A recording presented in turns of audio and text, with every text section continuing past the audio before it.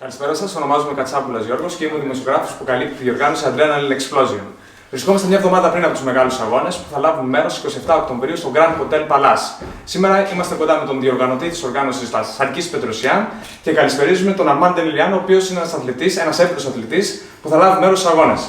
Καλησπέρα, Αρμάν. Καλησπέρα σας. Αρχικά θα ήθελα να σας ρωτήσω, ως ένας έμπειρος αθλητής, είσαι καιρό στον χώρο των μαχητικών αθλημάτων. Ποια είναι τα συναισθήματά σου που θα λάβεις μέρος σε μια τέτοια διοργάνωση που είναι μεγάλη για τα δεδομένα της Βόρειας Ελλάδας? Καταρχάς θέλω να ευχαριστήσω πρώτα τον Σάκη Πετροσιάν που με επέλεξε την κάρτα τη δυνατή που έχει ετοιμάσει. Χαίρομαι πολύ που θα συμμετάσχω, να δώσω ένα καλό θέαμα, ποιότητα και δύναμη.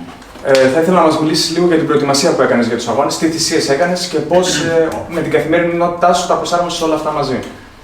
Η προετοιμασία μου γενικά πήγε πολύ καλά. Προετοιμάστηκα αρκετό καιρό σκληρά. Θυσίες μου ήταν μεγάλες, να μην πω πολύ λεπτομέρειες π.χ. γιατί δουλειά, οικογένεια, ξέρεις παιδιά, κόπηκα από παιδιά, ιστορίες. Όλα καλά, είμαστε εδώ μια εβδομάδα σχεδόν πριν τους αγώνες, είμαι έτοιμος, περιμένω να έρθει η μέρα να ανέβω εκεί πάνω και να δείξω αυτό που ετοίμασα. Ας περάσουμε τώρα στον αντίπαλό σου, τον Νίκο τον Αβραμίδη, ο οποίος έχετε ξαναβρεθεί μεταξύ σας πάνω στο ring και είχες βγει κερδισμένος. Ναι, βρεθήκαμε τον Απρίλιο, νίκησα τον αγώνα ομόφωνα κιόλας, αλλά αμφισβήτηκε από τη μεριά του. Μετά από κάποιες μέρες, αφού δεν ξέρω τι είδαν, τι σκεφτήκανε, γιατί όσοι μας δώσανε, οι κριτές ομόφωνα, ο σχολιαστής άμα δουν και το βίντεο έλεγε υπάρχει κάποιο προβάδισμα, εκείνος έλεγε κάποιο προβάδισμα, αλλά ο αγώνας βγήκε σε ομόφωνη απόφαση. Και οπότε σκέφτηκε το παιδί να ζητήσει κάποιο ρεβάζ, γιατί πιστεύει ότι με κέρδισε, θα με κερδίσει. Εγώ... Εσύ τι πιστεύεις σε αυτόν τον αγώνα, Αρμάν? Εγώ πιστεύω... Πώς το είδες μετά, σαν αθλητής, αντιμετώπισες τον Αβραμίδη μέσα στο ring? Εκεί τα συναισθήματα ξέρουμε πολύ καλά ότι είναι λίγο μπερδεμένα την ώρα του αγώνα. Δεν έχουμε καθαρή εικόνα. Αλλά μετά, καθώς είδες το βίντεο, τι συναισθήματα είχες, πώς το αντιμετώπισες, πώς το είδες τον αγώνα? Ήσουνε καλά, έπαιξες καλά, πήρες την νίκη, σου δώσανε την νίκη. Θεωρείς ότι έτσι έπρεπε να γίνει? Πώς είναι γενικώς, ας πούμε, από την δικιά σου οπτική όλη αυτή η κατάσταση? Τον Αβραμίδη όταν παίξαμε, πρώτον δεν το ήξερα το παιδί από την αρχή, δεν είχε ακουστεί. Το συνάντησα πρώτη φορά εκεί μες στην διοργάνωση, δηλαδή το λέω δεν σε ξέρω παιδί μου. Παίξαμε, ωραία, έπαιξε, είναι τεχνικός, είναι ωραίος, είναι όλα καλά. Εγώ για μένα σαν Αρμάν, όπως συνηθίζω να παίζω, δεν έμεινα ευχαριστημένος από τον εαυτό μου, από την απόδοσή μου. Άσχετα αν κέρδισα ή όχι, εγώ πάντα κοιτάω πώς παίζω. Η νίκη ήταν νίκη, όντως κέρδισα, εγώ ένιωσα να κερδίζω, δεν ένιωσα να χάνω, δεν απειλήθηκα. Στον αγώνα ένιωσα ότι ήμουν 50% γιατί είχα κάποιο θέμα υγείας, αλλά δεν το ανέφερα ποτέ σε κανένα site. Κάνουμε και ανακαλύψεις δηλαδή. Όντως, έχουμε ένα καινούριο στοιχείο. Αυτό δεν το είπα πουθενά για να μην πούνε μα μου βγήκε Γιώργο, καταγραφή τώρα. Ο Ντανιελιάν στον πρώτο αγώνα ήταν με 50% μπαταρία. Οπότε εδώ έρχονται και άλλες ερωτήσεις, τις οποίες περιμένω από σένα.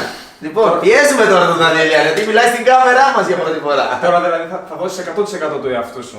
Τώρα σε αυτόν τον αγώνα στη Ρεβάνς νιώθω πολύ καλύτερα, είμαι έτοιμος, θα δώσω 100% και θα φανεί εκεί το αποτέλεσμα, γιατί ήμουνα στο προηγούμενο, όπως είπα, δεν ήμουν ο εαυτός μου, γιατί ο κόσμος έχει συνηθίσει να με δει αλλιώς.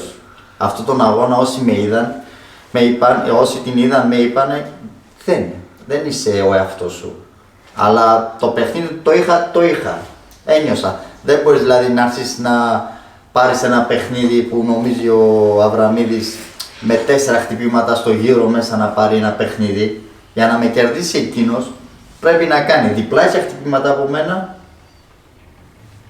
και αποτελεσματικά. Θα ήθελα να σε ρωτήσω, πιστεύεις ότι είναι ένας άξιος αντίπαλος για σένα? Γιατί συγγνώμη που σε διακόπτω, είχες κερδίσει κάποια στιγμή που είχες δώσει το 50% του εαυτού σου, όπως λες. Πιστεύεις αυτή τη στιγμή που θα δώσει 100%, έχεις προετοιμαστεί κάτι τέλειο για τον αγώνα. Πιστεύεις ότι είναι ένας άξιος αντίπαλος για σένα? Κοίταξε, όλοι οι αντίπαλοι είναι άξιοι. Κανέναν δεν λέμε είναι άξιος, δεν είναι άξιος. Και εκείνος έχει προετοιμαστεί τώρα, με ξέρει, και εγώ έχω προετοιμαστεί ανάλογα. Οπότε το αποτέλεσμα εγώ θα το δείξω μέσα στο ring. Δεν μπορώ να προβλέψω από τώρα. Τον αγώνα τον προβλέπω νικητή φυσικά πάλι εμένα. Εκτός απρόοπτα φυσικά, όπως πάντα συμβαίνουν, είναι παιχνίδια ανατροπής αυτά. Αλλά εγώ μπαίνω για να κερδίζω, δεν μπαίνω για να χάνω. Ό,τι και να γίνει. Δηλαδή το πείσμα μου είναι πάρα πολύ υψηλό. Δεν θα αφήσω να μείνω κάτω, ας πούμε. Θα ήθελα να σε ρωτήσω επίσης, έχετε ξαναβρεθεί στο ring, εντάξει, γνωρίζεις την τεχνική σου, γνωρίζεις το παιχνίδι σου, πώς προσαρμόστηκες, το άλλαξες ουσιαστικά για να μην σε γνωρίζει ο αντίπαλός σου? Όχι, δεν κάνω ιδιαίτερες αλλαγές. Εγώ το παιχνίδι το προσαρμόζω μέσα στο ring.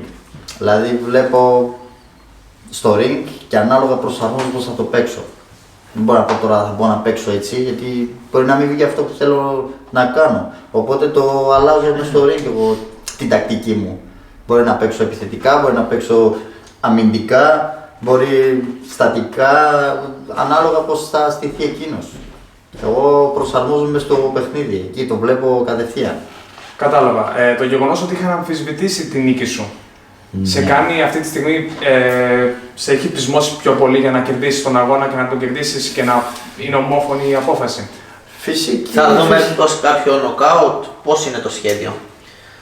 Φυσικά αυτό που πιστεύω ότι δεν τον κέρδισα με δίνει το κίνητρο για να ξανά το κερδίσω, να μην αποδείξω γιατί κέρδισα, εγώ ξέρω ότι κέρδισα.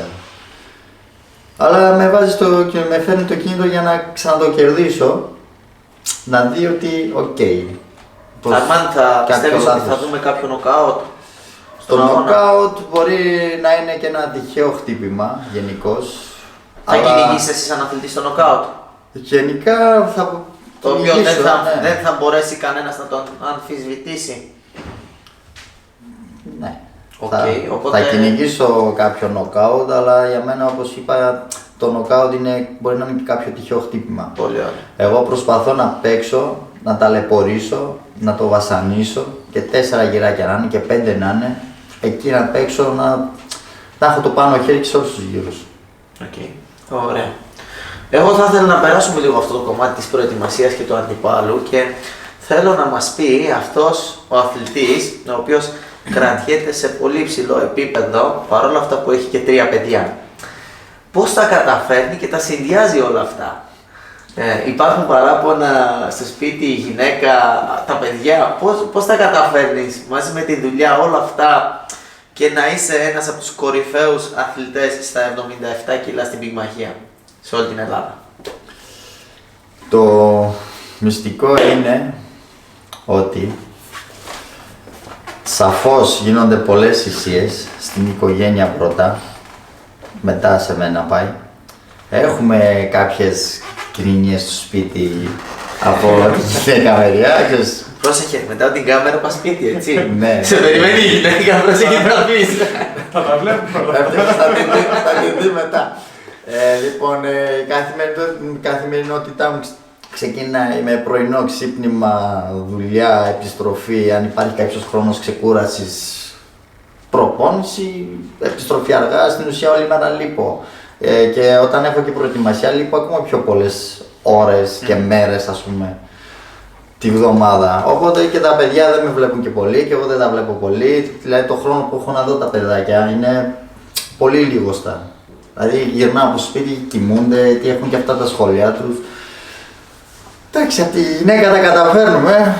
Όντως όμως με στηρίζει, πάντα είναι δίπλα μου, έχει τις διατροφές μου, τα μαγειρεύει, τα κάνει όλα, ξέρετε, αυτά. Δεν υπάρχει γκρίνια ότι λείπεις όλη μέρα, γιατί λείπεις. Ξέρει αυτό που κάνω. Είναι εσύ, ξέρει ότι είσαι σε προπόνηση. Δεν αλλού. Ναι, ξέρει που είμαι. Οπότε πιστεύετε- δεν υπάρχει γκρίνια γιατί ξέρει που είμαι. Όχι. Και μπορεί να το βρει ανά πάσα στιγμή. Οκ. Κατανοητό. Πολύ Όχι, ωραία, πολύ ωραία. είναι μαζί μου, στηρίζει με τα παιδάκια, χαίρονται τα παιδάκια που βλέπουν. Ένα ευχαριστώ νομίζω αξίζει στην κάμερα και μπροστά. Τη γυναίκα μου. Οκ, νομίζω πως κατάλαβες. Η γυναίκα ότι σε μου ξέρει, ευχαριστεί. ξέρει η γυναίκα μου. Τέλεια. Εκείνη τόσα που μ' αντέχει είναι ηρωίδα, πώς να σου το πω. Μπράβο. Δηλαδή για να με αντέξει Ωραία. κάποιος είναι δύσκολο, Οκ. σαν καθημερινότητα. Πολύ ωραία. Γιώργο μου, έχουμε να πούμε κάποια άλλα πράγματα με τον Αρμάν. Εγώ θα ήθελα να ρωτήσω για το πάθος αυτό, για το πάθος της πυγμαχίας που έχεις. Με πάτησες τώρα. Ναι, εκεί νομίζω πως... γιατί αυτό το πάθος, τι βλέπεις αυτό, τι είναι για σένα η πυγμαχία, πώς σε βοηθάει καθημερινά. Εκεί με πληρώνεις τώρα. Λοιπόν, πυγμαχία είναι στην ουσία όλη η ζωή μου. Δηλαδή ξεκίνησα από τα 15 και κάτι που ήμουνα με τον δάσκαλο τον Στεφανίτη Στέφανο. Εκεί είμαι από τότε, δεν έχω αλλάξει δάσκαλο. Είναι ένας έρωτας. Δηλαδή δεν υπάρχει πέρα από αυτό. Όσοι με γνωρίσανε από εκεί και μετά με ξέρουν έναν Αρμάν που παίζει box, προπονείται καθημερινά. Αν όχι καθημερινά, σίγουρα 4 προπονήσεις κάνω. Είμαι αυτό. Δουλειά, προπόνηση και βολτίτσα. Αρμάν, εδώ πέρα θα σε κάνω μια ερώτηση εγώ. Τι πιστεύεις από τα παιδιά σου, ποιος θα σε ακολουθήσει, ποια θα σε ακολουθήσει τα βήματα αυτά. Τι θα ήθελες Πώς, να δηλαδή μάθεις? θα ήθελες, θα ήσουν, Ή επειδή πιστεύεις είναι θα- σκληρό άθλημα η πυγμαχία, σκληρή, έτσι λίγο έχει τις δυσκολίες. Ή θα ήθελες Θα να ήθελες πηγαίνεις σε εσύ κάτι άλλο? ή θα αυτό ακριβώς, Σκληρό άθλημα δεν είναι. δεν είναι. Το ξέρουν όλοι αυτοί που το παίζουν. Φαίνεται σκληρό απ' έξω όσοι κοιτάνε βέβαια. Τρώτε μπουνιές, κάνετε γι' αυτό. Ενώ λέει εγώ το παιδί μου το πηγαίνω στην μπάλα, είναι πιο ασφαλές. Σπάνε πόδια, το γόνατα, χέρια, πάει λέγοντα. Τα παιδάκια μου πιστεύω, το ένα είναι πολύ μικρό, είναι 6 μηνών. Ναι. Είναι Δηλαδή έχει και 6 μηνών παιδάκι, αλλά δέχτηκε να παίξει στους αγώνες, κάνει προετοιμασία, δεν... Οκ. να τονίσω, στο πρώτο αγώνα που ήταν να παίξουμε τον Αβραμίδη, πριν 2 εβδομάδες γεννήθηκε η μικρή μου. Οκ. Οπότε μέσα στην προετοιμασία είχα και γεννητούρια εγώ. Μια ιστορία. Όπως και να έχει. Τα Φαντάζομαι παιδάκια ότι το μου, μικρό και έκανε σκιαμαχία βηματισμό στο σπίτι.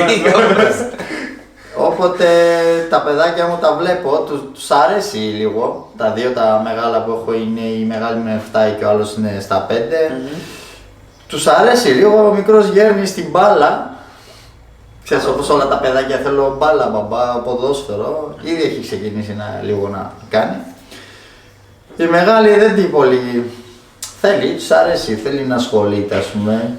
Ασχολούμαστε λίγο στο σπίτι. Μην όταν ξεχνάμε έχουμε ότι είναι χρόνο. και 5 και 7 χρονών, είναι πολύ μικρά Είναι ακόμα. μικρά ακόμα, ναι. αλλά- Απλώς πες μας πώς θα το έβλεπες, ας πούμε, αν κάποιος ή κάποια από τα παιδιά σου να ακολούθησε τα βήματά σου. Φυσικά κάθε πατέρα όνειρο είναι να βλέπει το γιο του να ακολουθήσει τα βήματά του. Α. Είτε σε επαγγελματικό, είτε σε... Τώρα εμένα, ας πούμε, δεν θα ήθελα να ακολουθήσει την δουλειά, το επάγγελμά μου. Ναι. Να ακολουθήσει όμως την πυγμαχία θα ήθελα, γιατί είναι ένα πολύ καλό άθλημα. Δηλαδή, χτίζεσαι σαν άνθρωπος. Βλέπεις τον εαυτό σου διαφορετικά, έχεις μια αυτοπεποίθηση, είσαι εσύ, είσαι ο εαυτός σου, ξέρεις για ποιο λόγο το κάνεις, ξέρεις τι θέλεις. Σε έχει κάνει πιο δυνατό άνθρωπο. Σε κάνεις πιο δυνατό, πιο σκληρό μπορείς συναισθηματικά να είσαι, αλλά πάνω απ' όλα έχεις αρχές, ήθος, ξέρεις να σέβεσαι, ξέρεις πότε, τι και πώς. Αυτό που σε έχει διδάξει η πυγμαχία και σου έχει μείνει το σημαντικότερο. Το σημαντικό που μου έχει μείνει είναι αυτό που έχουμε μάθει, όλα αυτά που σας λέω. Είναι σεβασμός να έχεις προς άτομα ή αντίπαλο ή οτιδήποτε, ξέρω εγώ. Το ήθος σου να είσαι χαλαρός γενικά, να μην αρπάζεσαι έξω, να κάνεις πάω πυγμαχία, θα δείρω κόσμο. Να είσαι cool, ήρεμος. Εσύ ξέρεις τι μπορείς να κάνεις. Περπατάς, όμορφα, ωραία, δεν σε πειράζει κανένας. Δεν μπορεί να σε πειράζει και αν χρειαστεί. Και εσύ δεν πειράζει Και εσύ δεν πειράζει κανένα. Φυσικά και εμείς δεν πειράζουμε κανέναν, όχι επειδή κάνουμε Ακριβώς, κάποιο μπράβο. άθλημα, πάμε κάνουμε τους... Και ο λόγος που έχουν επιλεχτεί κάποιοι συγκεκριμένοι αθλητές, τώρα να μιλήσω ως διοργανωτής, είναι συγκεκριμένες οι επιλογές, γιατί υπάρχει φιλοσοφία. Ο στόχος της διοργάνωσης, όπως αναφέραμε, είναι να δείξουμε τον κόσμο τη φιλοσοφία των μαχητικών αθλήματων. Η δυναμική και η φιλοσοφία.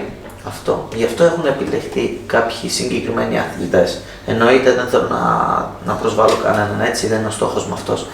Απλώς, σαν πρώτο event, επιλέχθηκαν κάποιοι συγκεκριμένοι αθλητές και για το ήθος και τη φιλοσοφία που κουβαλάνε σαν αθλητές. Ωραία. Κάτι άλλο, Γιώργο, θέλω να ρωτήσουμε τον Δανιελιάν σχετικά με τον αντίπαλο. Εγώ κάτι για τον αντίπαλο, ακόμα κάτι τελευταίο, θα ήθελα να στείλει ένα μήνυμα στον αντίπαλο του. Τι είναι αυτό που θα του έλεγες? Τι θα του έλεγα? Ναι. Αλλά κοίτα εκεί στην κάμερα. Ξέρει εκείνος. Θα τα πούμε μέσα εμείς. Δεν είμαι στα λόγια, μόνο στις πράξεις. Τέλεια. Νομίζω είμαστε εντάξει. Να ευχαριστήσουμε τον Δανιελιάν που βρήκε χρόνο και ήρθε σήμερα και είναι μαζί μας, με τόσο πιεσμένο πρόγραμμα που έχει. Να ευχαριστήσουμε και τη γυναίκα του που τον άφησε για λίγες ώρες ακόμα. Και να πούμε ότι αναμένεται να είναι πολύ δυνατή η βραδιά. 100% προσπάθεια, αδρεναλίνη πολύ. Οπότε σας περιμένουμε όλους 27 Οκτωβρίου από τις 5 η ώρα που ξεκινάνε οι δυνατές αναμετρήσεις.